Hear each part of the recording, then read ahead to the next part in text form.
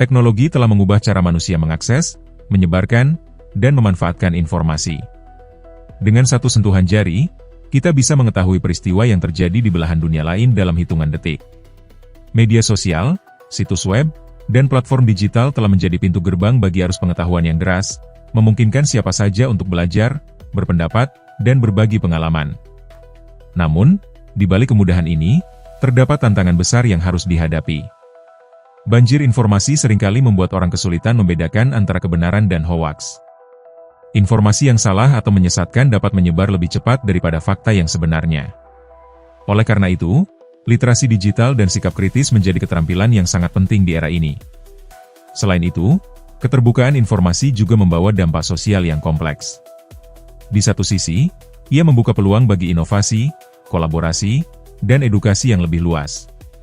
Namun, di sisi lain, ia juga dapat menimbulkan polarisasi, misinformasi, serta ancaman terhadap privasi dan keamanan data. Maka, pertanyaannya bukan hanya seberapa banyak informasi yang bisa kita akses, tetapi bagaimana kita menggunakannya?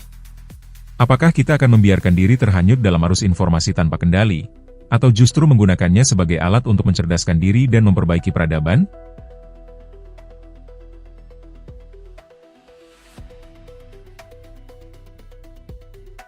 Jika hati diibaratkan sebagai hard disk, maka kapasitasnya sebenarnya tidak jauh berbeda dengan manusia di zaman dahulu.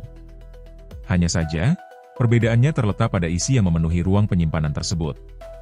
Dahulu, orang-orang mengisi hard disk mereka dengan ilmu, pengalaman, dan kebijaksanaan yang mereka peroleh dari kehidupan nyata, kitab-kitab, serta interaksi dengan para guru dan orang bijak.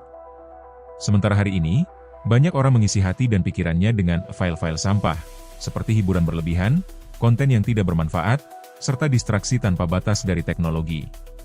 Seperti halnya komputer yang lambat karena terlalu banyak virus atau program yang tidak perlu, hati yang dipenuhi dengan kesia-siaan pun akan kehilangan kejernihannya. Sulit bagi seseorang untuk fokus, berpikir jernih, dan mengambil keputusan yang bijak jika setiap hari pikirannya dijejali dengan konten yang hanya menghibur tanpa memberikan manfaat. Kita seringkali mengeluhkan kurangnya kapasitas ingatan, sulit memahami ilmu, atau kehilangan motivasi untuk belajar.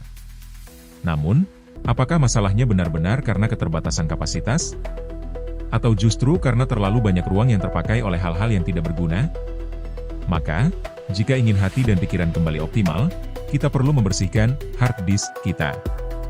Menghapus virus berupa konten yang merusak, mengganti file yang tidak bermanfaat dengan ilmu yang bernilai, serta memastikan bahwa yang kita konsumsi setiap hari benar-benar membawa manfaat, bukan sekadar hiburan yang melalaikan. Sama seperti komputer yang perlu diupdate dan dirawat agar tetap berjalan dengan baik, hati dan akal kita pun perlu pemeliharaan. Sebab, di tengah lautan informasi yang begitu luas, bukan kapasitas yang menjadi masalah utama, tetapi bagaimana kita memilih apa yang kita simpan dan apa yang kita buang.